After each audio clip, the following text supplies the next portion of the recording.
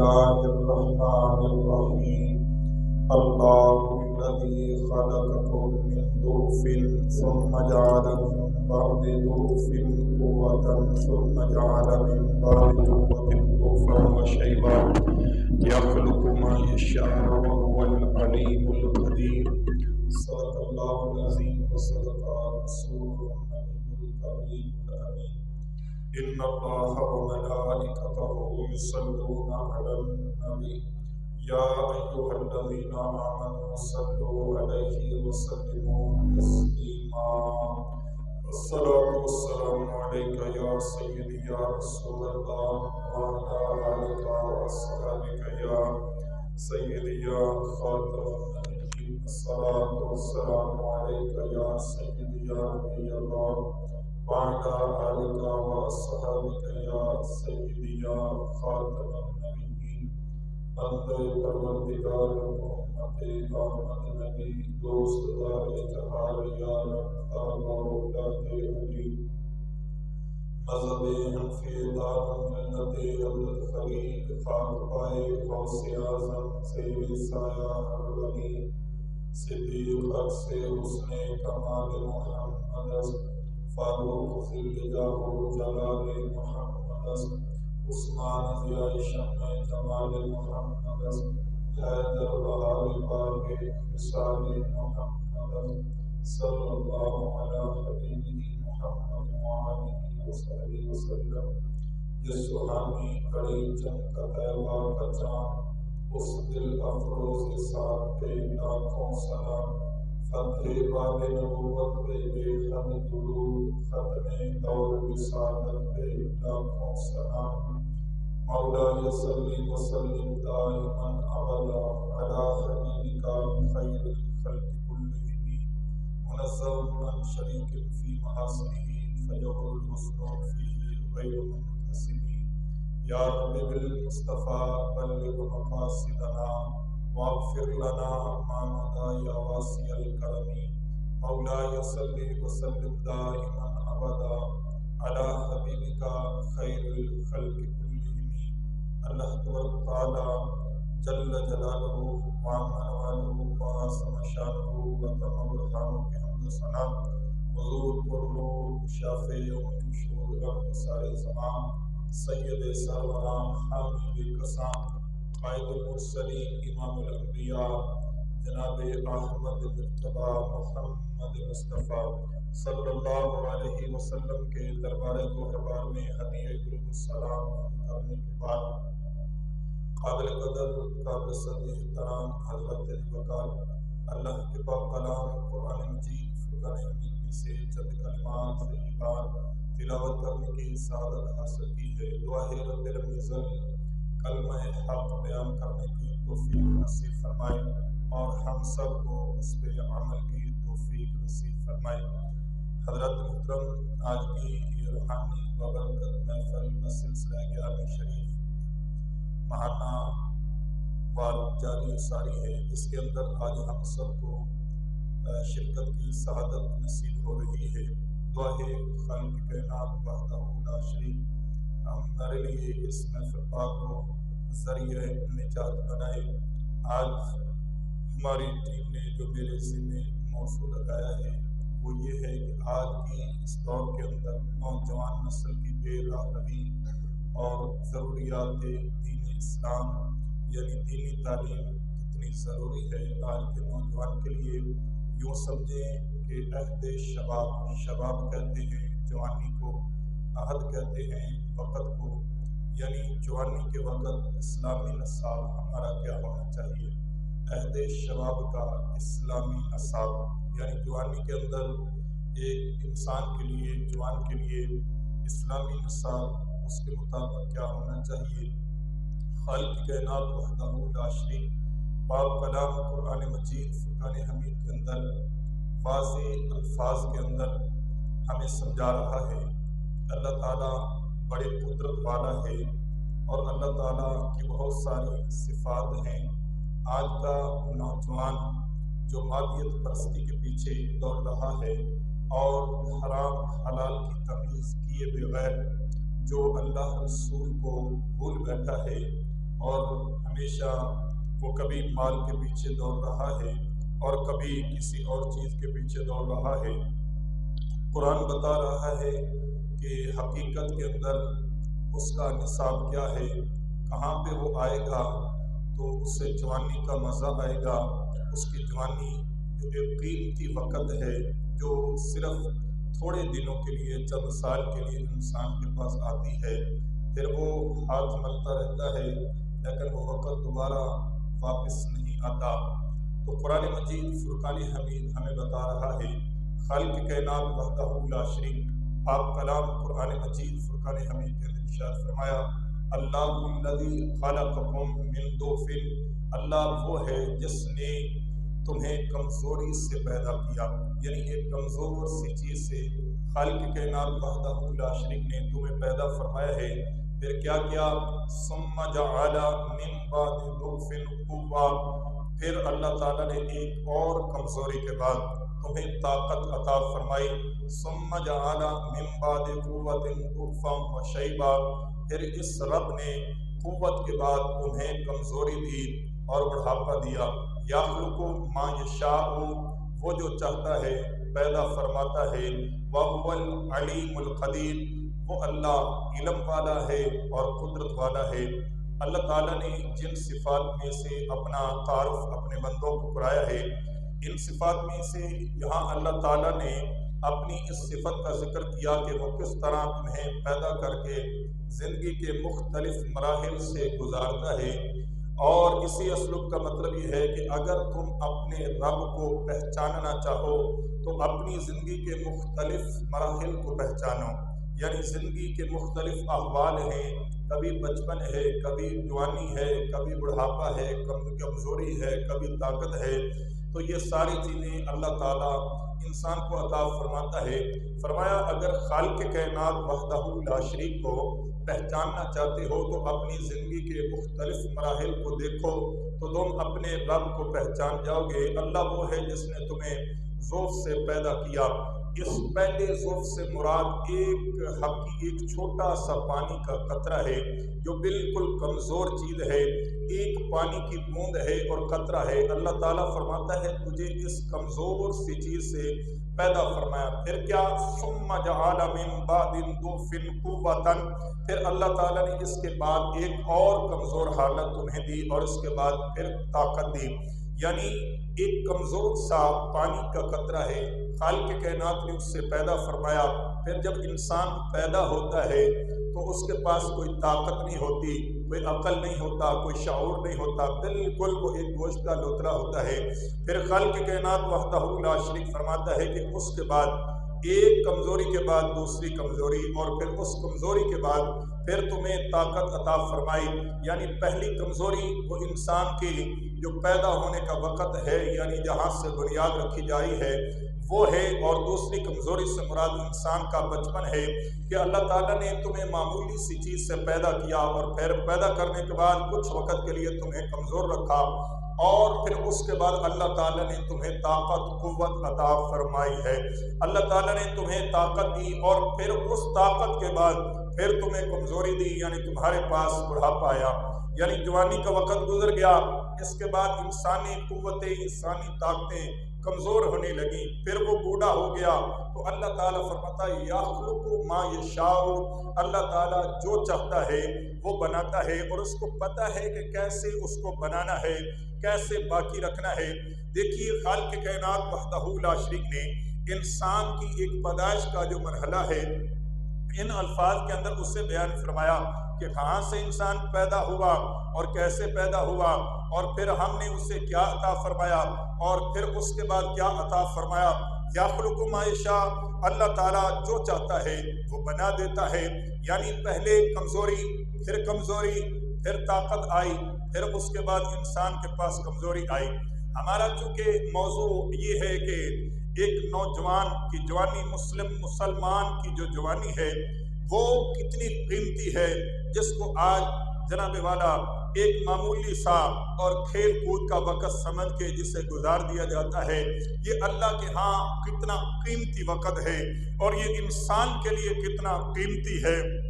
کہ خالق کائنات وحدہ لا شریک نے اسے جو بالغ ہونے سے لے کر 40 سال تک کا عرصہ عطا فرمایا ہے، یہ اس کی جوانی ہے، اور پھر 40 سال سے لے کر اب اس کے بعد اس کے پیچھے کو ہٹنا شروع ہو جاتا ہے، یعنی سن کہور اس کا بڑھاپا شروع ہو جاتا ہے، اور جب 50 سال سے وہ کراس کر جاتا ہے تو پھر وہ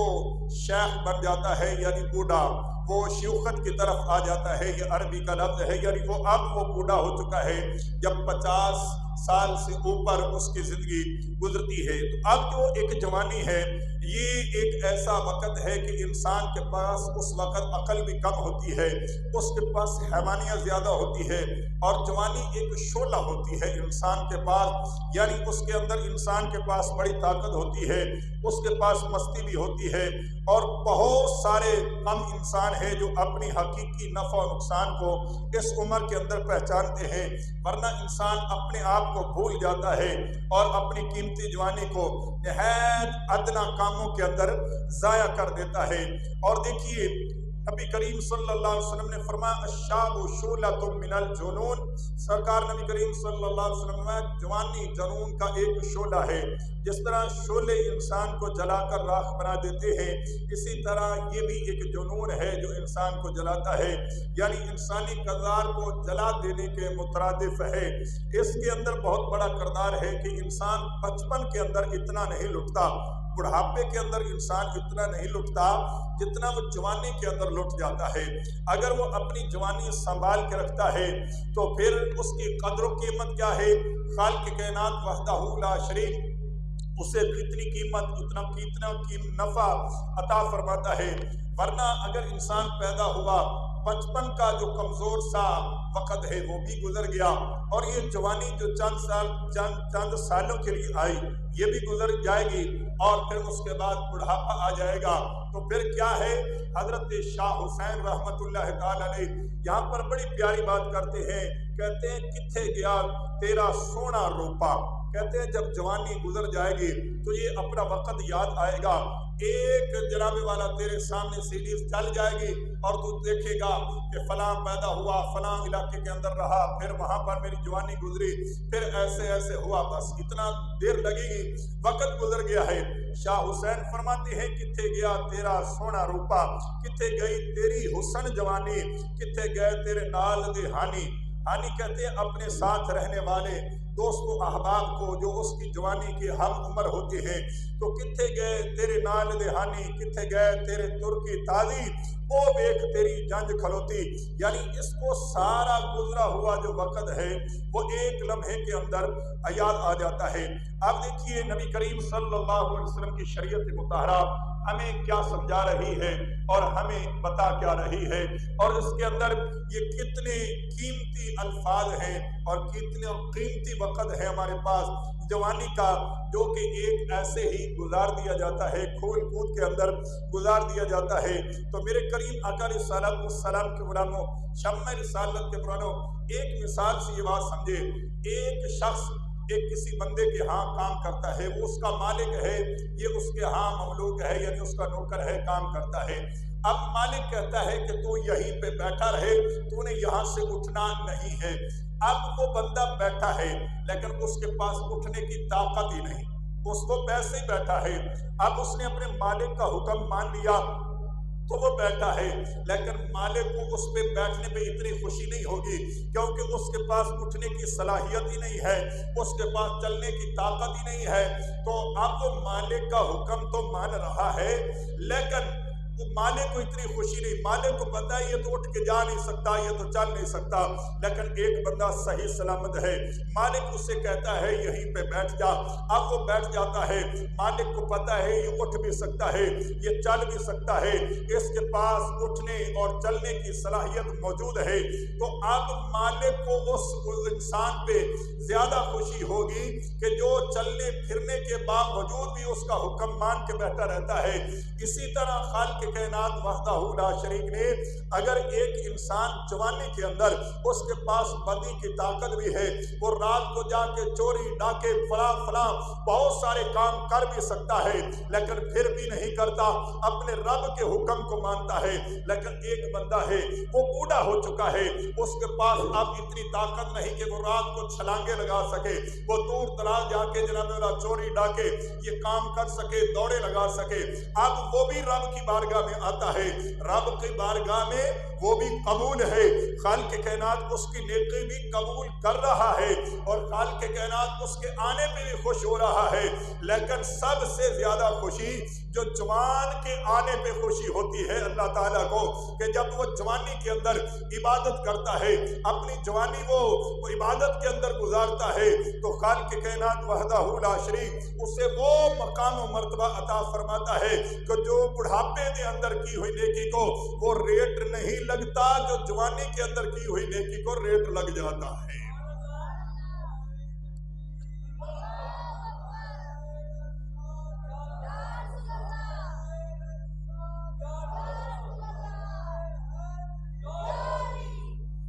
اب دیکھیے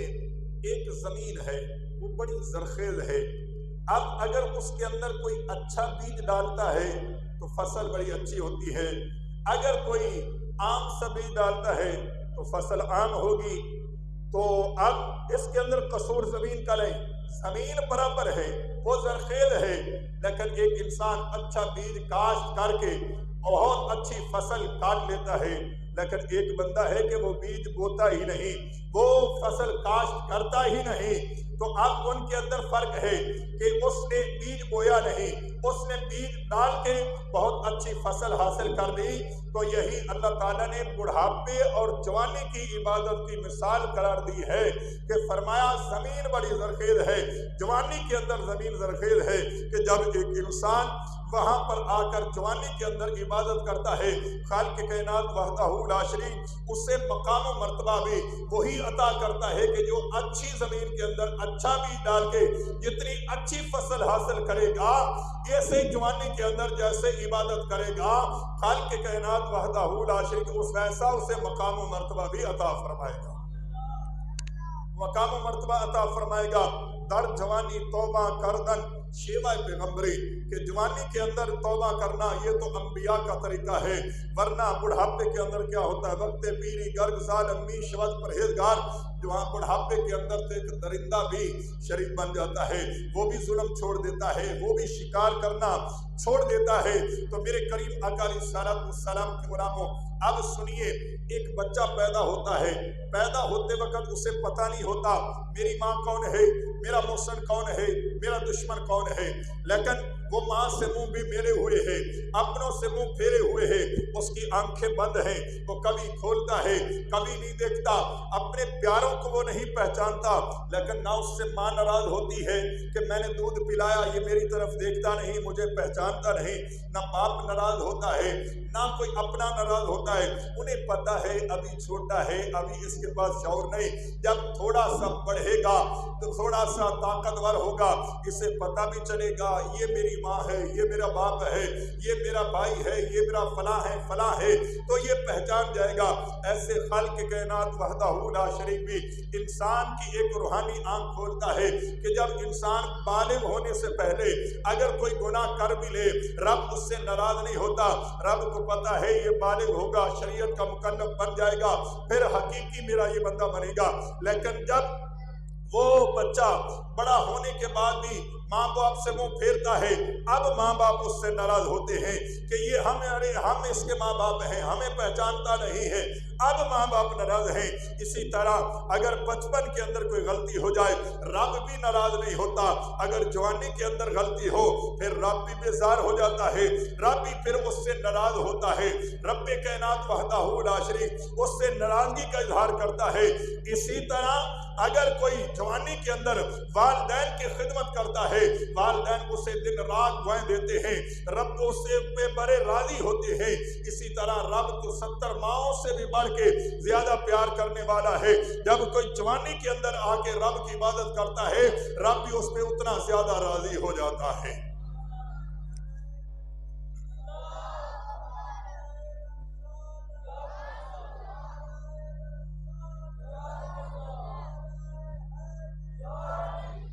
اب دیکھیے جی، ایک نوجوان ہے، تو وہ بالغ اس حال کے اندر ہوا کہ عبادت کرتے کرتے وہ بالغ ہو گیا، یعنی نابالغ تھا وہ نماز پڑھنے لگا، وہ اچھے کام کرنے والا لگا، پیارے کاموں کے اندر شریعت پہ عمل کرنے لگا، اسی طرح وہ بالغ ہو گیا، پھر وہ عمل کرتا رہا۔ سرکار نبی کریم صلی اللہ علیہ وسلم فرماتے ہیں اللہ تعالیٰ اسے 99 صدیقوں کا ثواب عطا فرمائے گا۔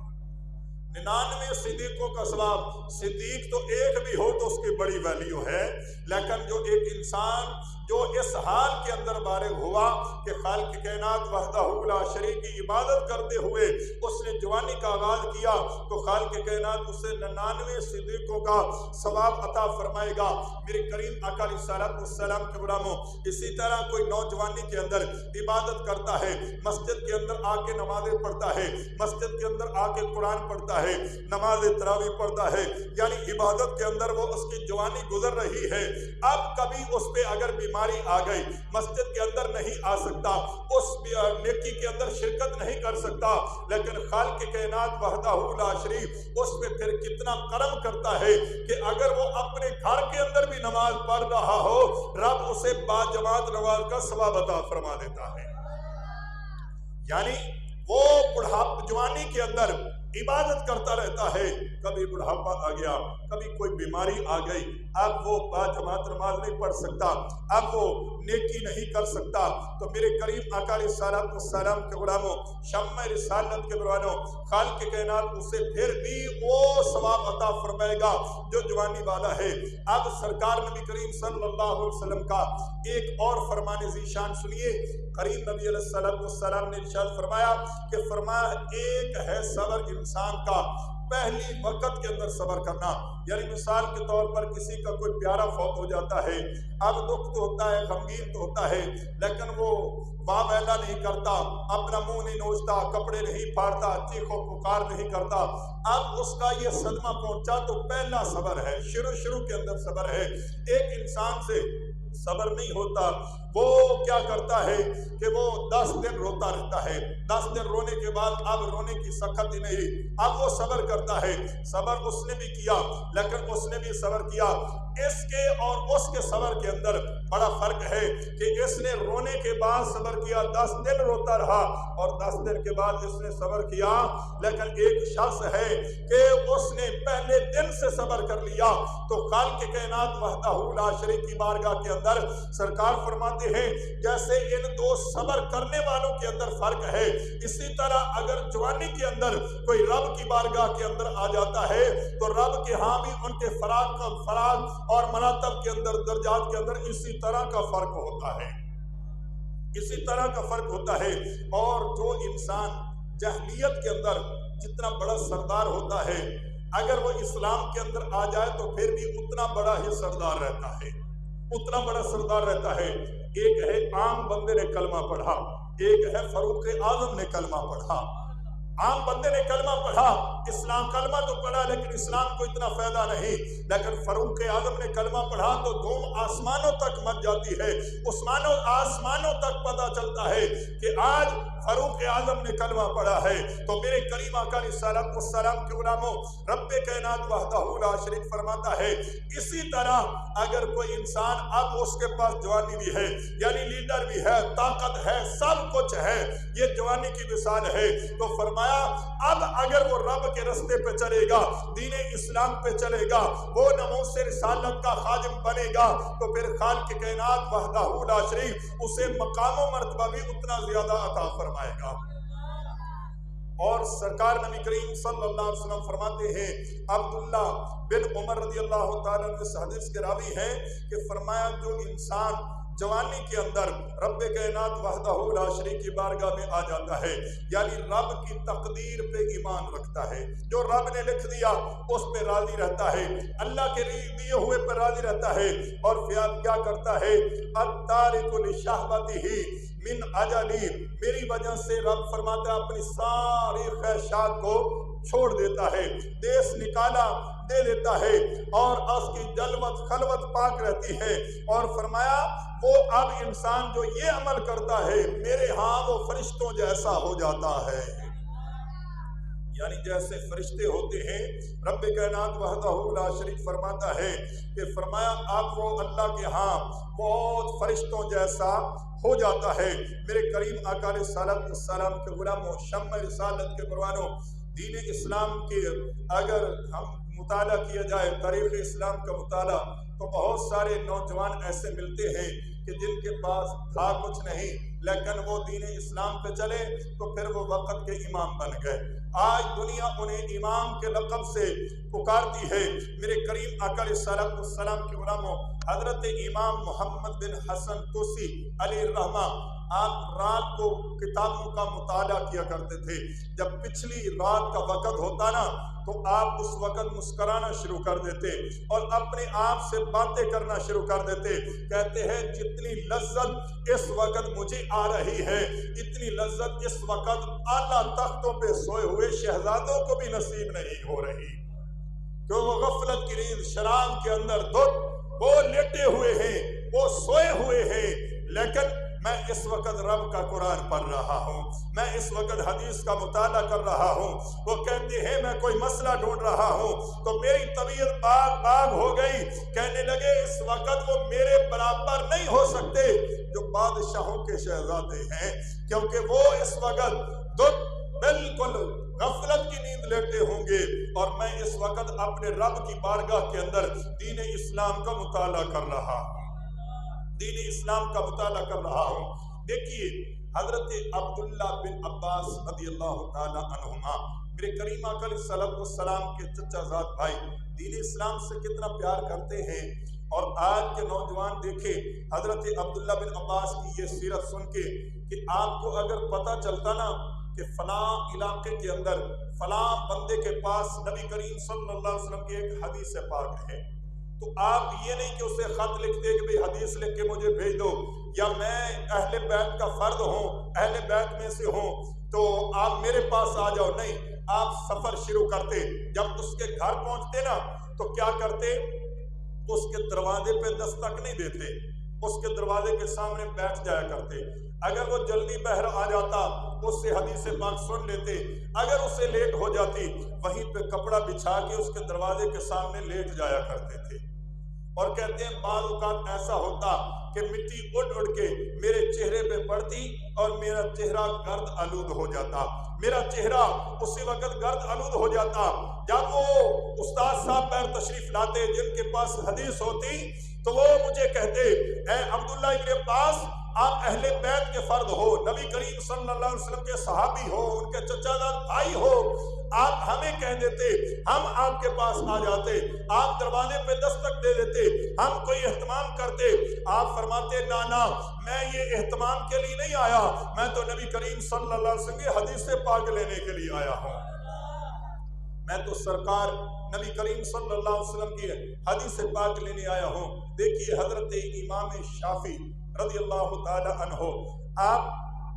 بہت بڑے امام ہیں، ایک فقہ ہے فقہ شافعیہ، اور فقہ کے بہت بڑے امام ہیں امام شافعی رحمۃ اللہ علیہ۔ آپ سے کسی نے پوچھا کہ علم پڑھنے کے اندر لذت کیا ہے، علم پڑھنے کے اندر لذت کیا ہے، تو امام شافعی اپنی جوانی کے دن بتاتے ہیں، کہتے ہیں لوگوں میرے پاس پڑھنے کے لیے کوئی زیادہ پیسے نہیں تھے، بعض اوقات ایسا ہوتا تھا کہ علم لکھنے کے لیے میرے پاس کاغذ بھی نہیں ہوتا تھا، میں ہڈیوں پہ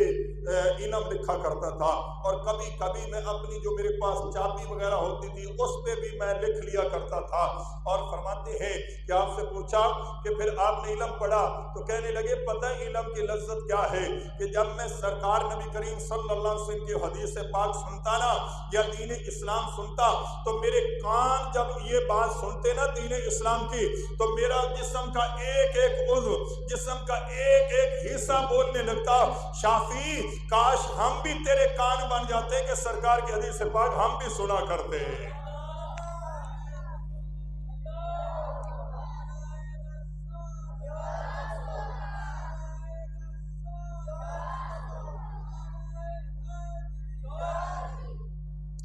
آپ سے کسی نے پوچھا کہ جوانی کے اندر آپ کو پڑھنے کا حرص کتنا تھا، کتنی لگت تھی جوانی کے اندر آگ کو پڑھنے کی. تو حضرت امام شافعی کیا کہنے لگے؟ فرمانے لگے طلب المرأة المدلة ولدها ليس لها غیرہ. آپ فرماتے ہیں جیسے میں علم کو ایسے ڈھونڈا کرتا تھا جیسے کسی ماں کا ایک ہی بیٹا ہو اور وہ بیٹا گم ہو جائے تو آپ فرمانے لگے وہ ماں جیسے اس بیٹے کو ڈھونڈتی ہے، نہ وہ جوتی دیکھتی ہے، نہ اپنے آپ کو سنبھالتی ہے، در بدر پھرتی ہے، اپنے دشمنوں کے گھر بھی چلی جاتی ہے اور اپنے بیٹے کا پوچھتی ہے. آپ فرماتے ہیں میں بھی علم کو ایسے ہی ڈھونڈا کرتا تھا، یعنی جہاں سے بھی مجھے علم ملتا تھا تو فرماتے ہیں کہ میں ایسے اپنی جوانی کو پگھلا کے علم کو حاصل کیا کرتا تھا. وہ امام شافعی رحمت اللہ تعالی علیہ کہ ایک وقت ہے کہ پیسے نہیں ہے کاغذ خریدنے کے لیے، لیکن آج صدیاں گزر چکی ہیں، لوگ انہیں امام شافعی کے نام سے پکارتے بھی ہیں اور مجھے خراج تحسین بھی پیش کرتے ہیں کہ امام شافعی تو نے ہم تک نبی کریم صلی اللہ علیہ وسلم کا دین پہنچایا ہے، نبی کریم صلی اللہ علیہ وسلم کا دین پہنچایا ہے. اب سنیے، سرکار نبی کریم صلی اللہ علیہ وسلم کے ایک صحابی ہیں جن کا نام ہے حضرت سعد بن خیثمہ رضی اللہ تعالی عنہ. سرکار نبی کریم صلی اللہ علیہ وسلم ایک جنگ پہ جانے لگے تو حضرت سعد اپنے والد خیثمہ سے کہنے لگے ابا جی میں نے جنگ پہ جانا ہے، آپ نے گھر رہنا ہے. باپ نے کہا بیٹا تو ابھی جوان نہیں ہے، تو چھوٹا ہے، تو گھر رہے گا، میں جنگ پہ جاؤں گا. اس نے کہا نہیں. اب باپ بیٹے کے درمیان یہ تکرار، یہ بحث چل رہی ہے. چلتے چلتے سرکار نبی کریم صلی اللہ علیہ وسلم کی بارگاہ کے اندر پہنچے تو میرے کریم آقا علیہ السلام نے اب دونوں کا شوق شہادت دیکھا، شوق جہاد دیکھا. میرے کریم آقا علیہ السلام کے علماء، باپ کہتا ہے میں جنگ کے اندر جاؤں گا، بیٹا کہتا ہے میں جنگ کے اندر جاؤں گا. باپ کہتا ہے تو چھوٹا ہے، ابھی بالغ نہیں ہے، تجھ پہ جہاد فرض نہیں ہوا، اس لیے تو نہیں جا سکتا، میں جاؤں گا. لیکن بیٹا کہتا ہے نہیں میں جاؤں گا، میں جہاد کے لیے جاؤں گا. میرے کریم آقا علیہ السلام کے غلاموں، اس عمر کے اندر ہماری تو ساری عمر گزر جاتی ہے، جہاد تو بڑی دور کی بات ہے نا. اب جہاد تو غیروں نے ہمارے سینے سے ویسے ہی نکال دیا، اب مسلمانوں کے ہاتھوں کے اندر تو وہ تلوار رہی نہیں. اب تو یہ ہاتھ جناب والا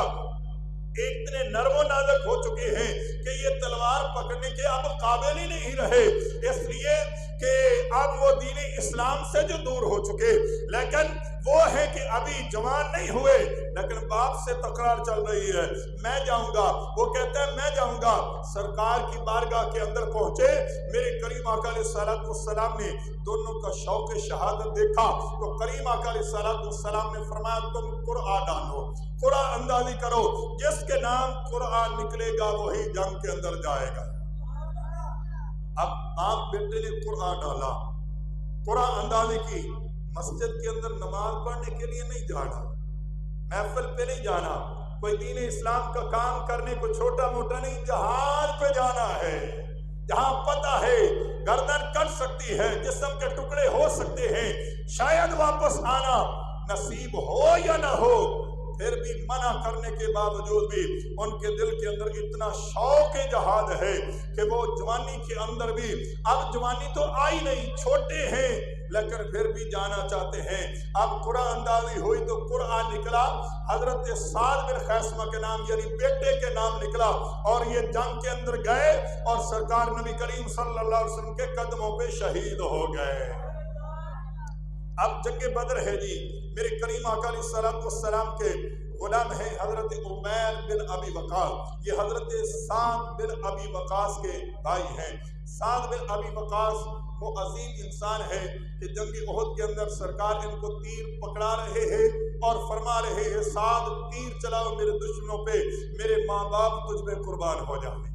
میرے ماں باپ تجھ پہ قربان ہو جائے. یہ عمیر بن ابی وقاص حضرت سعد بن ابی وقاص کے چھوٹے بھائی تھے، یہ ابھی چھوٹے تھے. اب قافلہ جا رہا ہے جنگ بدر کی طرف تو یہ قافلے کے ساتھ ساتھ جا رہے تھے، لیکن جب سرکار سامنے آتے نا تو یہ چھپ جایا کرتے تھے. سرکار سامنے آتے تو یہ کسی اوٹ کے اندر چھپ جاتے. ان کے بھائی سعد بن ابی وقاص نے پوچھا، فرمانے لگے سرکار کے سامنے تو لوگ آنے کے لیے ترستے ہیں کہ کریم کی نظر پڑ جائے، ہمارا بھی کام ہو جائے، لیکن تو چھپ رہا ہے، وجہ کیا ہے، چھپتا کیوں ہے؟ اس نے کہا میں جنگ پہ جا رہا ہوں میری عمر ابھی کم ہے، میری عمر تھوڑی ہے، تو میں ڈرتا ہوں سرکار مجھے دیکھیں گے تو واپس موڑ دیں گے، اس لیے میں چھپ رہا ہوں۔ حضرت سعد بن ابی وقاص نے کہا ایسے تو میں بھی تجھے نہیں جانے دوں گا۔ اب سعد بن ابی وقاص نے جا کے نبی کریم صلی اللہ علیہ وسلم کو بتا دیا کہ یا رسول اللہ صلی اللہ علیہ وسلم، عمیر ہمارے ساتھ جا رہا ہے، اس کی عمر تھوڑی ہے۔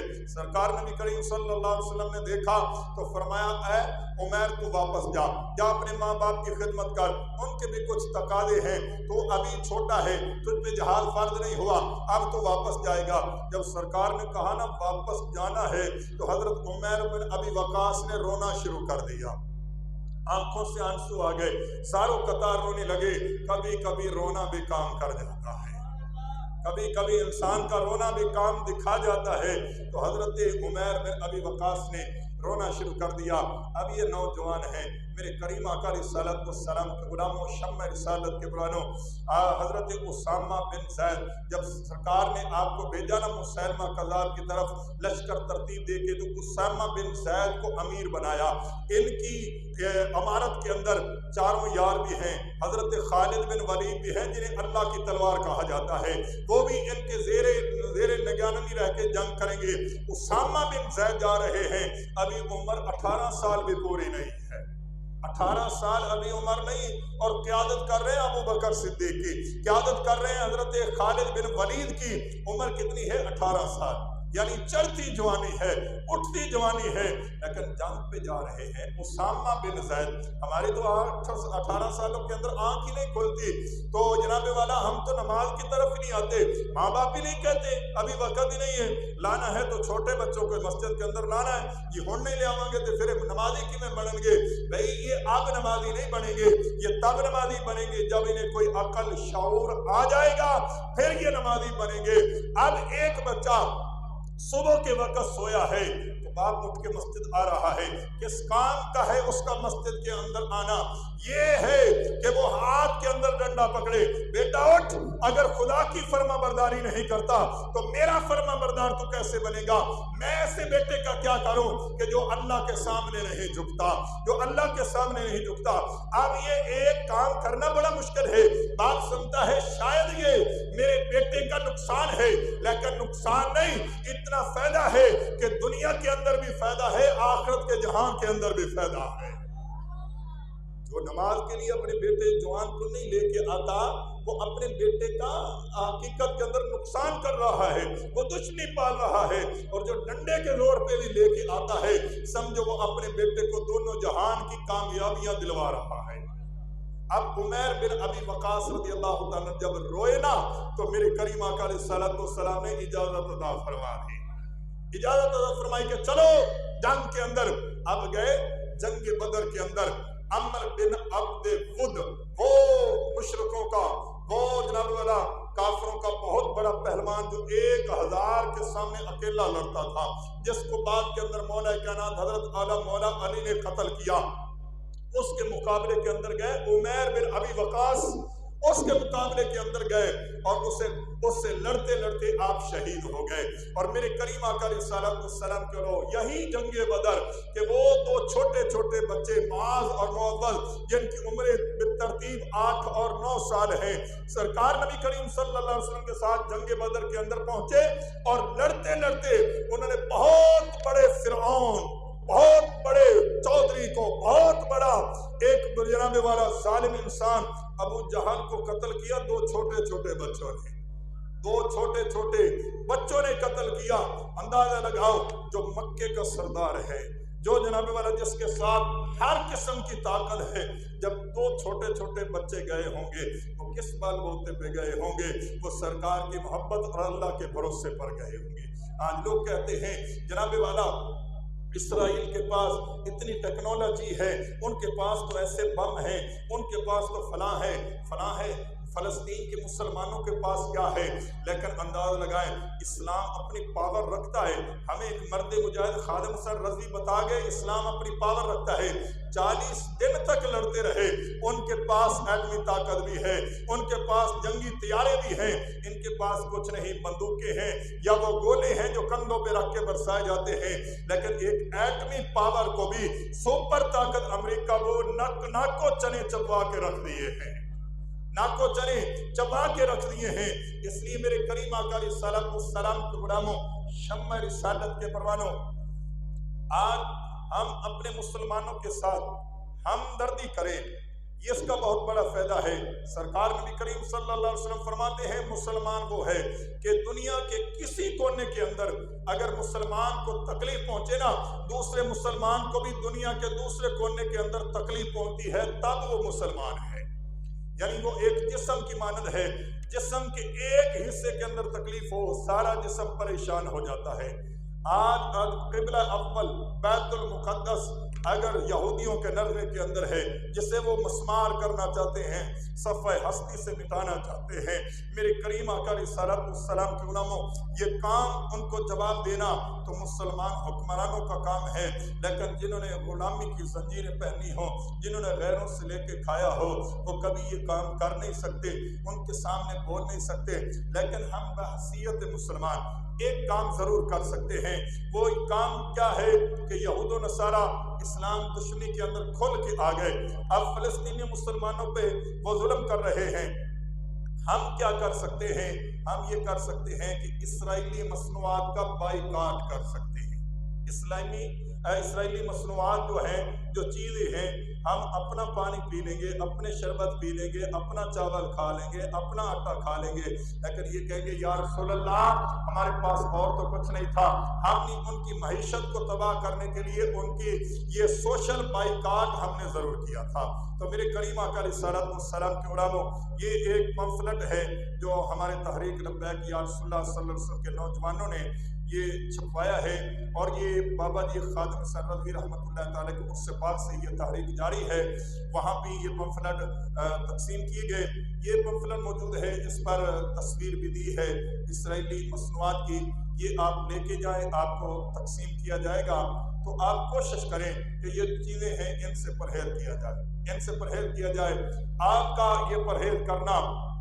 उनकी मईशत को डाउन करेगा और कुफर कमज़ोर होगा, मुसलमान ताकतवर होगा। मेरे करीम आका अलैहिस्सलाम के उलमाओं, इसके अंदर, इस जंग के अंदर क़िबला अव्वल बैतुल मुक़द्दस को बचाने के लिए हम अपना हिस्सा इस तरह डाल सकते हैं। हम ये हमारे दिए हुए पैसे हमारे मुसलमान भाइयों को कत्ल करने के लिए इस्तेमाल किए जा रहे हैं, और उन मुसलमान भाइयों और क़िबला अव्वल बैतुल मुक़द्दस को मस्मार और गिराने के लिए इस्तेमाल किए जाते हैं। लिहाजा हम इससे इज्तनाब करें, बचें कि हमारा पैसा इस्लाम दुश्मनी के अंदर